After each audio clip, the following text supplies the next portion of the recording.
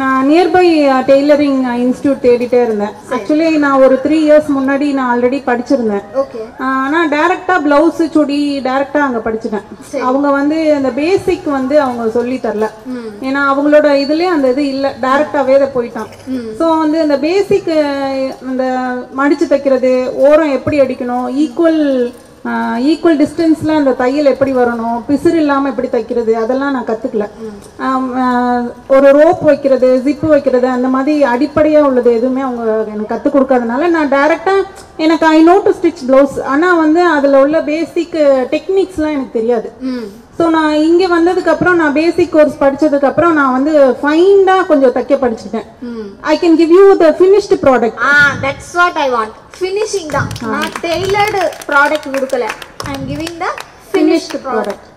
So அதில் வந்து எனக்கு கொஞ்சம் ஹாப்பி. நான் என்னால் அது கொடுக்க முடியுது. என்னோட மெட்டீரியல்ஸ் பார்த்துட்டு இப்போ நான் எங்கள் அம்மாவுக்கு தைச்சு கொடுத்தாலுமே வந்து இப்போ வெளியில் தைச்சு நான் வாங்குறதோட நல்லா இருக்குன்னு சொல்கிறாங்க.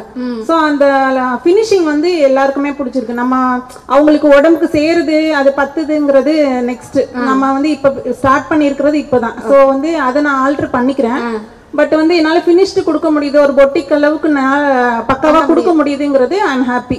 எனக்கு கொஞ்சம் சாட்டிஸ்ஃபைடு தான். எனக்கு நிறைய சின்ன சின்ன விஷயங்கள் நிறைய கற்றுக்கிட்டேன். ஒரு பாபின்ல இருந்து நூல் இப்படி வெளியில் வரனால அதை ஃபிக்ஸ் பண்ணுறது இப்படி தான் உள்ளே விட்டு போடணும், மேலே இருக்கிற நூல் கீழே இருக்கிற நூல் ஈக்குவல் டென்ஷனில் வந்தால் தான் அது நல்லா தைக்கும், பிசுறு இல்லாமல். அந்த மாதிரி சின்ன சின்ன விஷயங்கள் நான் நிறைய கற்றுக்கிட்டேன். சின்ன விஷயம், ஆனா அது உங்களை எவ்வளவு அஃபெக்ட் பண்ணிருக்குன்னு. ஆமாமா, நான் நிறைய லூப் அடிச்சுட்டே இருக்கும்போது என்னால் அதை எப்படி கரெக்ட் பண்ணுறதுன்னு எனக்கு தெரியாது. அந்த மெஷினில் ஒர்க் பண்ணாலும் அதோட பேசிக் பிரின்சிபல்ஸ்லாம் எனக்கு தெரியல.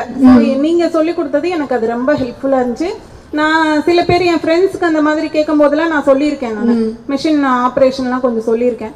ஸோ அது எனக்கு இங்கே ரொம்ப யூஸ்ஃபுல்லாக இருந்துச்சு. அது எவ்வளோ பெரிய மென்டல் ஸ்ட்ரெஸ் உங்களுக்கு கொடுக்கும். ஆமாம் ஆமாம், மிஷின் நீங்கள் ஸ்டிச் பண்ணுறீங்கன்னா உங்களோட ஸ்டிச்சஸ் சரியா வரல அப்படின்னா அடுத்தது நீங்க ஸ்டிச்சிங்க்கு போவீங்களா?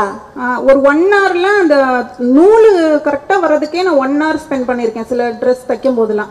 டைம் நிறைய இப்ப சேவ் ஆகுது, என்னால இமிடியேட்டா அதை சால்வ் பண்ணிக்க முடியுது என்னால.